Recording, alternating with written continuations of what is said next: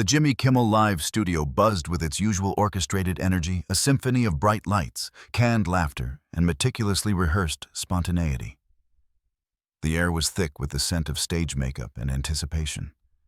But tonight a darker undercurrent pulsed beneath the surface like a predator circling unseen. Jimmy Kimmel stood in the wings, his trademark grin sharp and predatory, his eyes glinting with a cold, calculated malice. For 2 decades, he'd reigned as late-night royalty, a master of charm, whose affable persona was a carefully crafted mask. Tonight, that mask concealed a mission not to entertain, but to destroy. His target was Congresswoman Jasmine Crockett, a rising star whose unapologetic advocacy for systemic change, housing reform, wealth taxes, health care for all, threatened the comfortable status quo that had made Kimmel a multimillionaire. She was too real, too direct, her voice resonating with a growing chorus of Americans tired of being ignored. To Kimmel, she was a problem. To his powerful allies, media moguls, corporate titans, political insiders, she was a threat. A week ago, in the dim glow of a private club, a network executive had leaned across a mahogany table, cigar smoke curling around his words. "Crockett's trouble, Jimmy. She's got traction. People listen. Your show's the perfect stage to cut her down." Kimmel had smirked, sensing not just an opportunity, but a thrill. This wasn't just a segment. It was a public execution cloaked in the guise of comedy.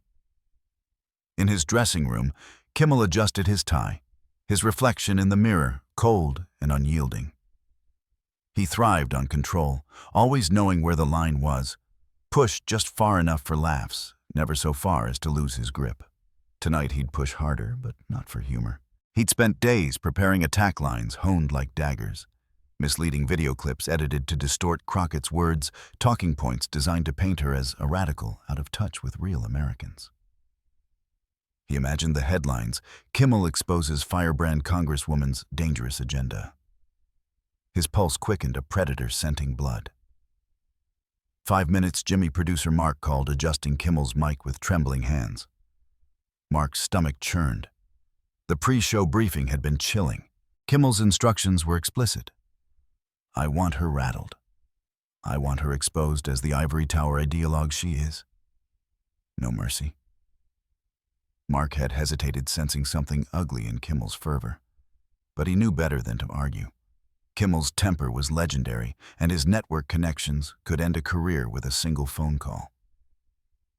Mark swallowed his unease and nodded. But as he left the room, he couldn't shake the feeling that they were crossing a line from which there'd be no return. In the green room, Jasmine Crockett sat quietly, a still point in the manufactured storm. Her deep green blazer was crisp, her expression calm, but her fingers traced the edge of a note card, a rare sign of nerves. She'd studied Kimmel's show, his quick wit, his knack for cutting remarks that drew blood while keeping the audience laughing. She knew he was a formidable opponent, but she hadn't anticipated the venom she sensed in the air. A faint hostility that prickled her instincts like static before a storm. Her aide Sarah paced nervously, her clipboard clutched like a shield. "Congresswoman, stick to your points, housing, healthcare, fairness. Don't let him bait you into a fight." Jasmine offered a reassuring smile, though a flicker of doubt gnawed at her. "I'm here for the people I represent, Sarah. That's my North Star." She'd faced hostile congressional hearings, hecklers at town halls, even anonymous threats that ascorbic acid. A talk show host, no matter how powerful, was just another voice. But as she smoothed her blazer, she couldn't shake the feeling that this stage was different, a coliseum where the crowd wasn't just watching, but judging, manipulated by a master of spectacle. She closed her eyes for a moment, picturing the faces of her constituents, a mother in Dallas, clutching an eviction notice, a veteran in Houston, rationing insulin. This is for them, she thought, steeling herself. The band blared Kimmel onto the stage, a brassy fanfare heralding his arrival. The applause amplified and sweetened, thundered through the studio. Kimmel basked in it, arms outstretched, a conductor, absorbing the energy of his orchestra. His monologue was sharper than usual, laced with pointed jabs at self-righteous politicians who think they know better than the rest of us and live in ivory towers while preaching to the masses. The audience laughed on cue, conditioned to obey. but a few exchanged glances, sensing an edge that wasn't entirely playful. And tonight Kimmel said, his voice dripping with mock warmth, a glint of malice in his eyes. "We have a very special guest. She's making waves in Washington, or so she claims. Please welcome Congresswoman Jasmine Crockett." The applause was polite, tinged with curiosity. Jasmine walked on her stride, unhurried, her smile calm but guarded. She shook Kimmel's hand, its grip cold and unyielding, like grasping a blade. As she settled into the plush armchair, the studio lights blazed down, turning the stage into an interrogation chamber. The audience's faces blurred into a sea of expectation, and Jasmine felt the weight of millions watching beyond the glass. Kimmel leaned forward, his posture relaxed, but his eyes sharp, a predator sizing up his prey. "Congresswoman, welcome to the show. Big fan of, well, anyone who can survive that swamp you call Washington." A ripple of laughter from the audience primed for his folksy charm. "But your idea's pretty ambitious, right? Almost like they're written by someone who hasn't balanced a checkbook in a while." The jab was classic Kimmel relatable cutting, designed to paint her as an elitist from the outset. The audience chuckled, waiting for her to falter. Jasmine's smile didn't waver, though her pulse quickened. She'd expected a barb, but the venom in his tone was sharper than anticipated. "Mr. Kimmel," she said, her voice, "even my policies come from sitting with families facing eviction parents who can't afford their children's medicine. Balancing a checkbook is one thing. Balancing survival on a poverty wage is another." Kimmel's eyes narrowed, but his grin held a mask of charm, barely concealing the steel beneath. "Right, the people. Politicians love that word, don't they? But let's get specific. Your plans, massive government spending, tax hikes on job creators, won't that just tank the economy, make everyone poorer, or is the goal equal misery for all?" He smirked, glancing at his band leader, Reggie, who supplied a rehearsed chuckle right on cue. Jasmine kept her gaze steady, her voice measured but firm. "The goal, Mr. Kimmel, is an economy that works for everyone, not just the top 1%. It's about the wealthiest and most profitable corporations paying their fair share, so communities can thrive, better schools, affordable healthcare, homes people can actually afford. That's not misery. That's opportunity." Kimmel steepled his fingers, his tone mock thoughtful, a performer playing to the room. "Fair share. Sounds nice, real poetic. But who decides fair? You, a bunch of DC bureaucrats. Sounds a bit authoritarian, don't you think?" He winked at the camera, cueing the audience to smirk, and a few obliged, though others shifted uncomfortably, sensing the edge in his words. "I believe," Jasmine countered, "the government has a duty to ensure healthcare, education, and housing aren't luxuries reserved for the wealthy. When the market fails, the vulnerable, when it prices life-saving drugs out of reach or leaves families homeless, the government steps in. That's not control, it's responsibility. It's about collective well-being." "Collective," Kimmel repeated, drawing out the word as if it left a bitter taste. "Sounds dangerously close to, well, you know." He leaned in, his voice dropping to a conspiratorial whisper. "Some might say your policies aren't about helping the needy. They're about controlling the populace.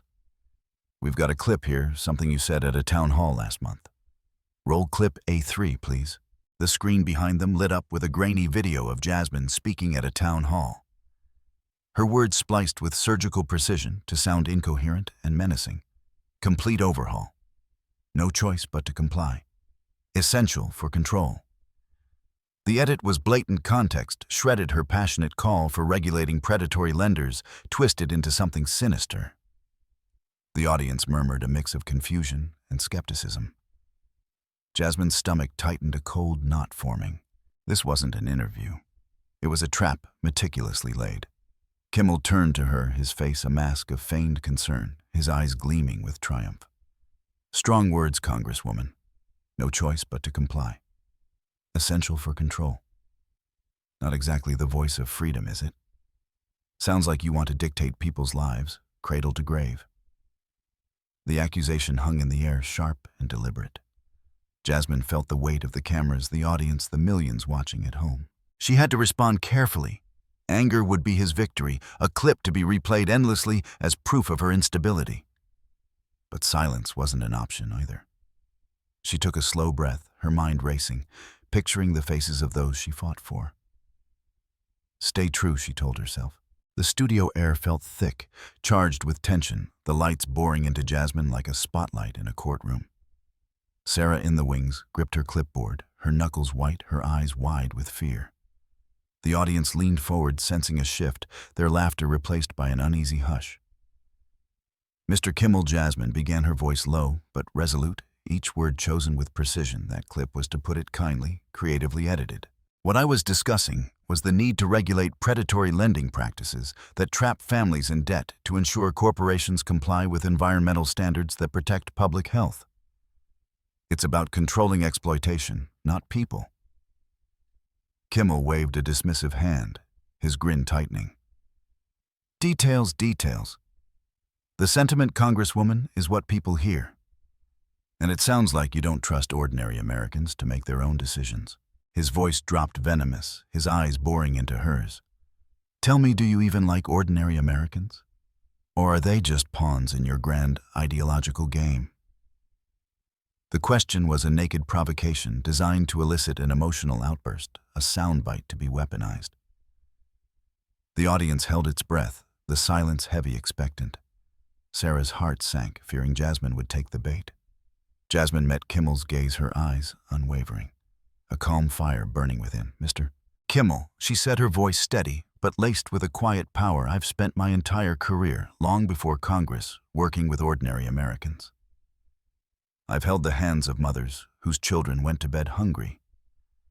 I've sat in cold apartments with seniors who couldn't afford their heating bills. I've seen the eviction notices you treat so glibly as punchlines. So yes, I not only like them, I respect them. I fight for them. The question is, Mr. Kimmel, when was the last time you truly saw them, beyond a script for your monologue? A ripple of unease swept through the audience. The laughter was gone, replaced by a stunned silence. Kimmel's smile faltered a crack in his polished facade. He hadn't expected such directness, such a refusal to be flustered. His carefully laid trap was unraveling, and he felt a flicker of something unfamiliar panic. Oh, a bit defensive, are we? He sneered, recovering quickly, his voice dripping with condescension. Trying to turn this around on me, classic politician's deflection. But the people aren't stupid, Congresswoman.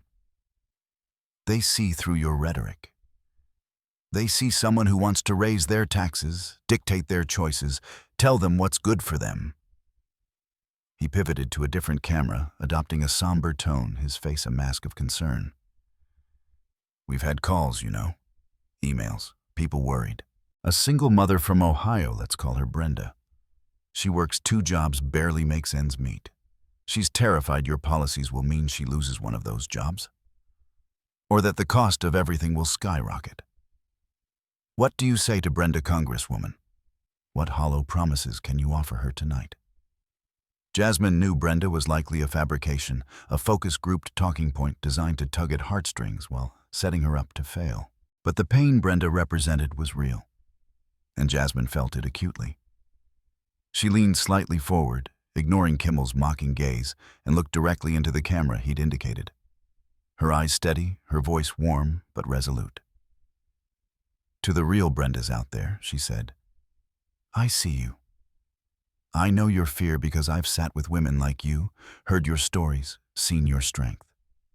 That fear is being stoked by those who profit from a system that keeps you working 2 jobs just to tread water. My policies are designed to lift your wages, to lower your healthcare costs, to ensure your children have access to good schools and a future. It's not about taking from you. It's about demanding that those who've benefited most from this economy, corporations, billionaires, invest back into the communities that make their success possible. Kimmel scoffed a harsh, ugly sound that echoed in the quiet studio. Pie in the sky, Congresswoman. Fantasyland economics. You talk about investment, I hear confiscation. You talk about community, I hear collectivism. You know, some people might even say your ideas are... He paused, letting the word hang, his eyes glinting with malice. Un-American. The accusation landed like a grenade, venomous and deliberate. The studio froze, band members shifted uncomfortably. Crew members exchanged wary glances. The audience sat in stunned silence. This was no longer banter. It was a character assassination broadcast live to millions. Jasmine's heart pounded, but her face remained calm, her eyes burning with a steely resolve. Kimmel thought he had her cornered, his smirk daring her to crack. He was wrong. She felt the weight of her constituents' struggles, the mother in Dallas, the veteran in Houston, the countless faces she carried in her heart. They were her strength, her reason. She wouldn't let them down. Un-American, she repeated, her voice low but carrying a sudden electric power. The calm in her eyes was now infused with fire.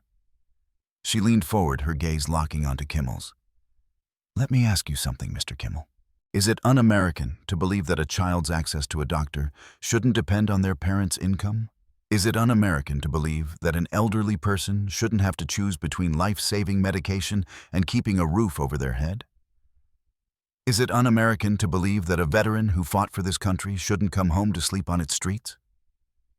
Kimmel opened his mouth to interrupt, to unleash another pre-packaged barb. But Jasmine pressed on, her voice rising slightly, cutting through his intended retort like a blade through silk.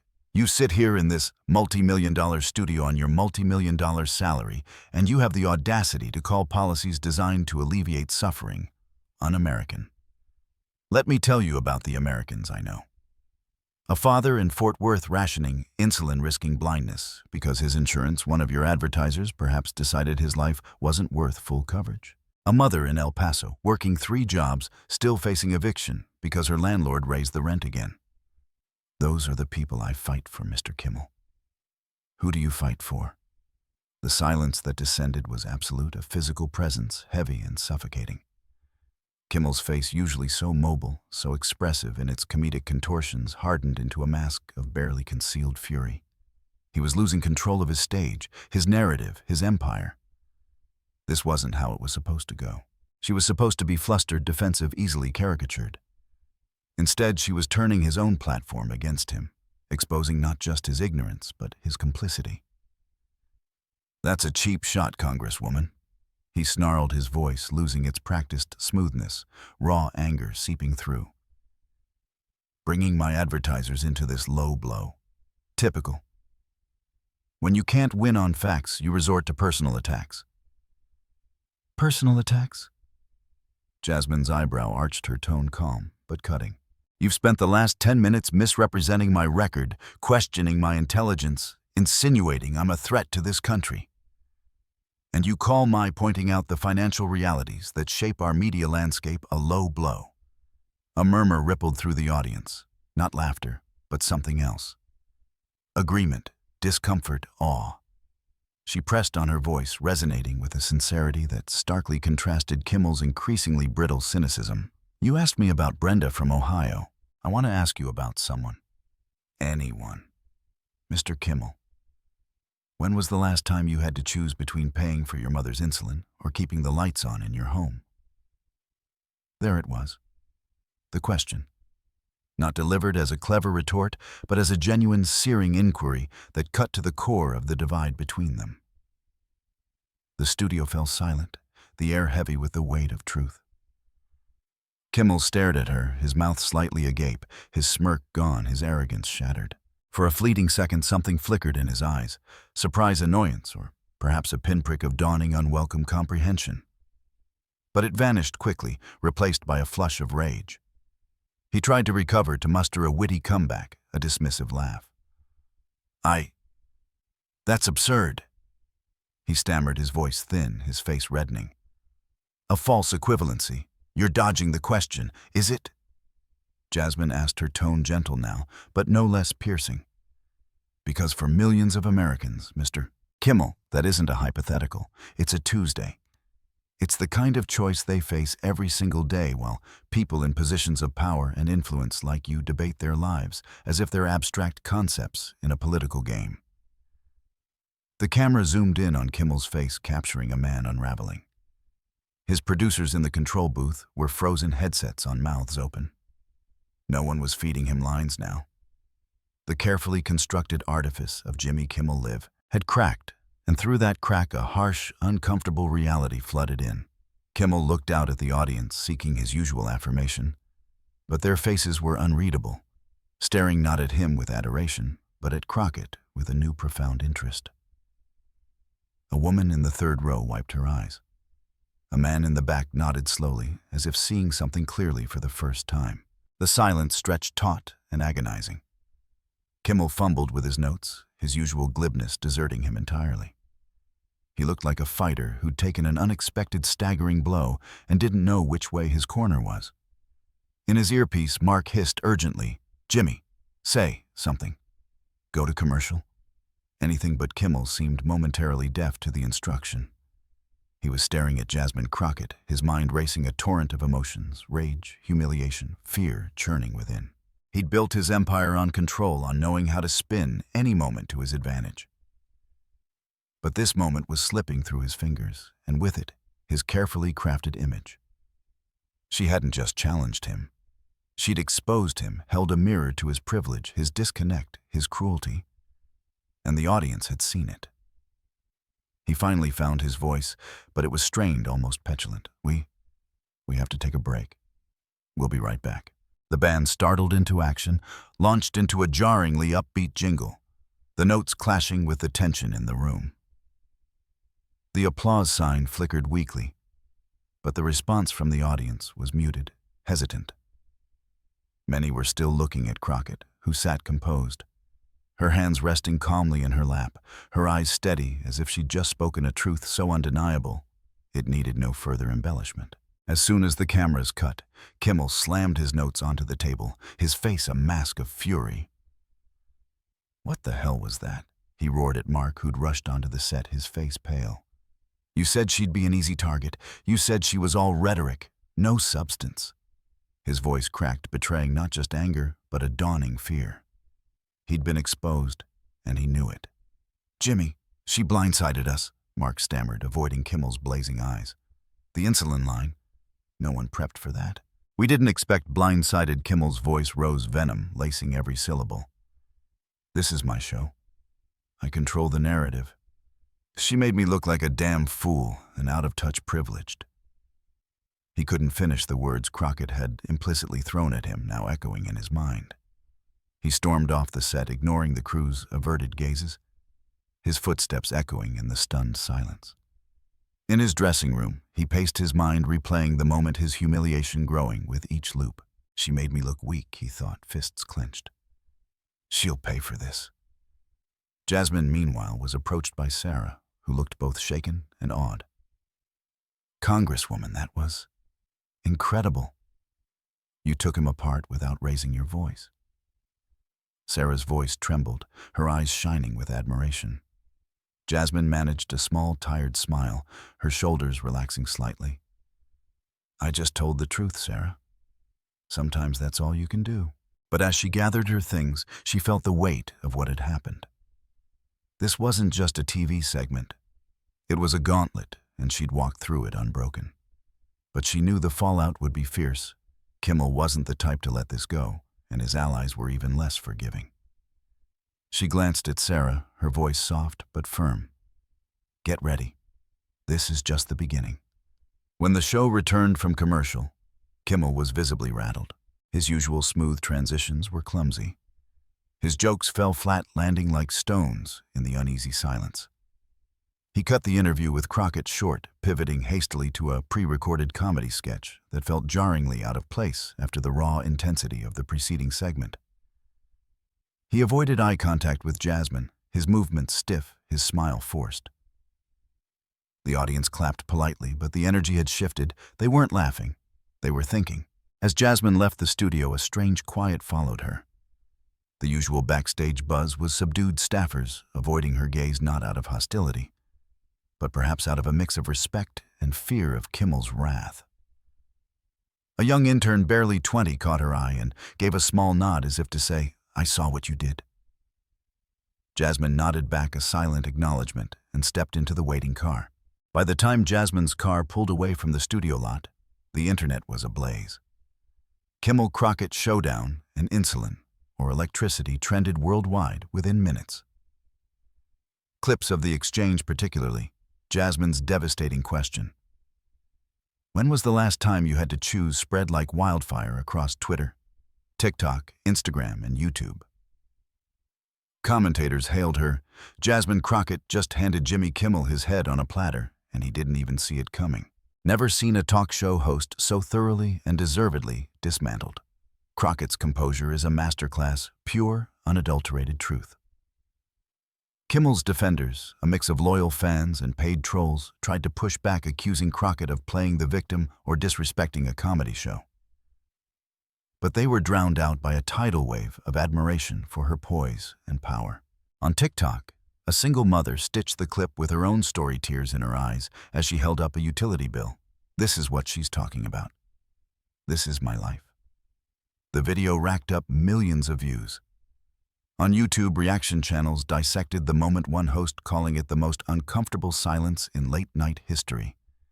Even mainstream outlets, CNN, MSNBC, The New York Times, ran segments framing it as a turning point in how media handles policy debates. Kimmel's powerful allies, the ones who'd suggested this takedown, were apoplectic. Instead of discrediting Crockett, Kimmel had amplified her message, turned her into a hero, and exposed himself as a callous shill for the establishment. In a sleek Manhattan office, the media mogul who'd sparked this fiasco slammed his phone down after a heated call with network executives. "Fix this or you're done," he barked at Kimmel's team. Sponsors, sensing the public's mood, made uneasy inquiries, their logos suddenly feeling like liabilities. Kimmel's throne, once unassailable, was trembling. Back in the car, Jasmine scrolled through her phone, her expression unreadable. Sarah, sitting beside her, read aloud a tweet from a prominent activist. "Crockett just proved why we need her in Washington. She's not just fighting for us, she's fighting with us." Jasmine nodded, but her mind was elsewhere, replaying the faces in the audience, the woman wiping her eyes, the man nodding. She thought of Angela Whitaker, a constituent she'd met months ago, a single mother in Akron, Ohio, who'd shared her story of choosing between insulin for her mother and keeping the electricity on. This was for you, Jasmine thought, her resolve hardening. For Jimmy Kimmel, the days that followed were a private hell, a descent into paranoia and rage. His ratings took a nosedive, the once loyal audience tuning out their laughter, replaced by skepticism. Social media was relentless, memes mocking his stunned silence, flooding every platform. One viral image superimposed Jasmine's question over a frozen Kimmel. "When you realize you picked the wrong fight." Another, a looping gif of his stammering response, was captioned, "Jimmy Kimmel learns what happens when you punch up." At home, Kimmel paced his sprawling Los Angeles mansion, the floor-to-ceiling windows reflecting a man unraveling. He replayed the interview obsessively, each viewing stoking his anger and humiliation. He couldn't see his own flaws, his cruelty, his disconnect, his willingness to serve as a pawn for powerful interests. In his mind, he was the victim. Crockett had cheated, used emotional blackmail to manipulate the audience. He railed at his staff, blaming them for inadequate preparation, for failing to protect him. Mark, the producer, bore the brunt of his fury, fired in a public outburst that left the crew stunned. "You're all useless," Kimmel shouted in a meeting, his voice hoarse. "I'm Jimmy Kimmel, I don't lose." But the world was watching, and it disagreed.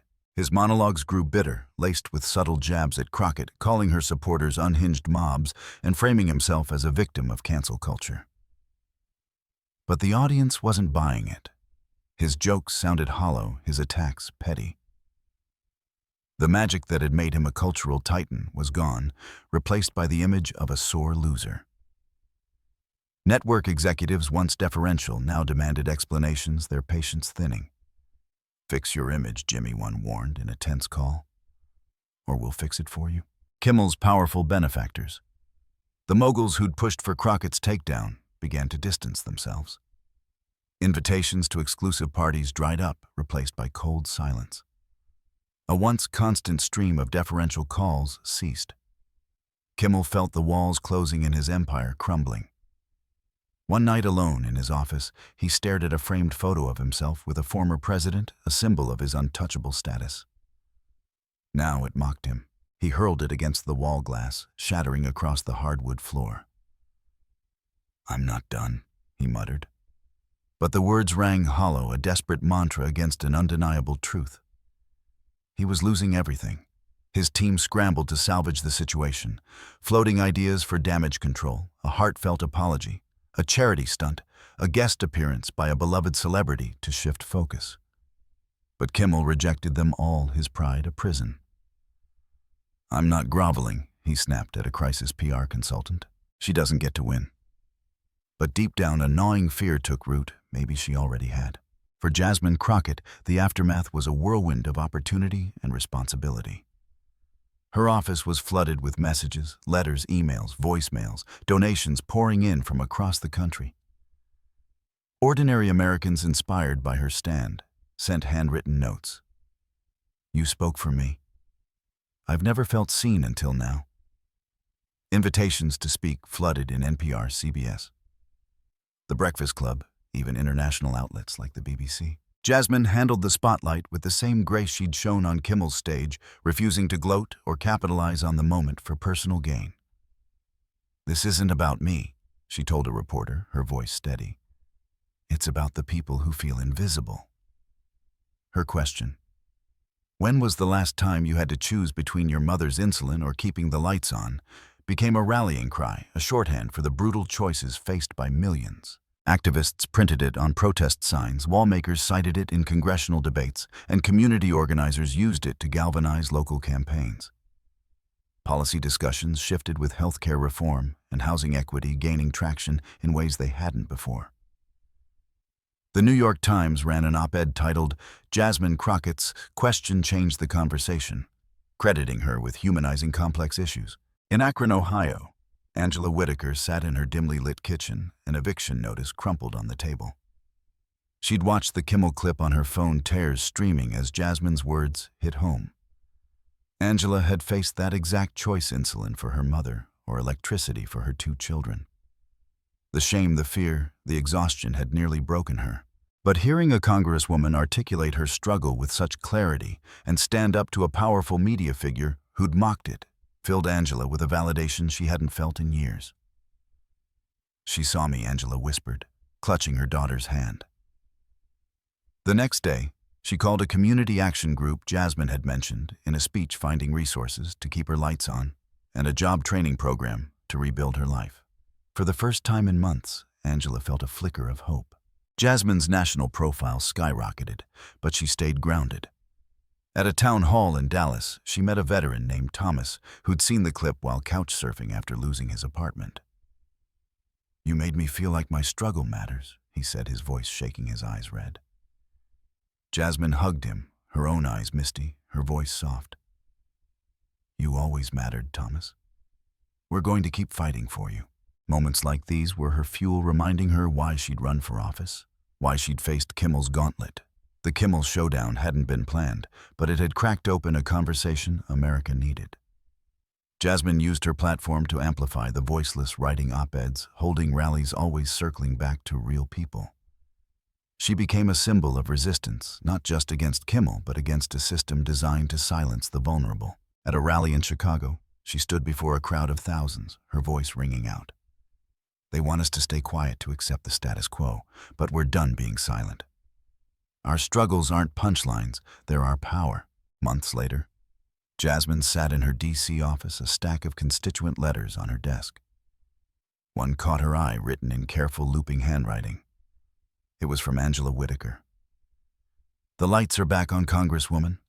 I'm starting a job training program, and my kids are sleeping better. Thank you for reminding me I'm not alone." Jasmine read it twice, her throat tight, then tucked it into a folder labeled "Why I Fight." She turned down glossy TV specials and primetime offers, choosing town halls and community centers over Hollywood lights. Her fight was in kitchens like Angela's, not studios. Kimmel's show limped on, but its spark was gone. He avoided mentioning Jasmine, but the internet didn't forget. A viral hashtag, Ask Jimmy, mocked his silence with questions. "When was the last time you faced a real choice, Jimmy?" Still waiting for an answer, Kimmel. His ratings never recovered, hovering at historic lows. Sponsors pulled back their logos, replaced by lesser brands. Network executives floated, replacing him, whispers of a fresh face circulating in boardrooms. Kimmel was still rich, still on air, but his power had eroded, his name now synonymous with a moment of hubris and defeat. One evening, in a quiet moment, Jasmine stood on her apartment balcony, the DC skyline glittering below. She thought of the studio, the lights, the silence after her question. She thought of Angela Thomas and the countless others whose stories she carried. The gauntlet had been brutal, but she'd emerged stronger. Her voice amplified her mission clear. Kimmel had tried to break her to enforce the silence of a system that thrived on invisibility. He'd failed. And in his failure, a new chorus had risen, a chorus of voices demanding to be heard, to be seen, to be fought for. The studio lights would continue to blaze, the laughter would return, but the landscape had shifted. A crack had appeared in the polished veneer, and through it people glimpsed the possibility of a different kind of conversation, a different kind of leadership. It all started because one woman refused to be diminished, choosing instead to illuminate the truth, one devastating question at a time. As Jasmine looked out at the city, she whispered to herself, "This is just the beginning."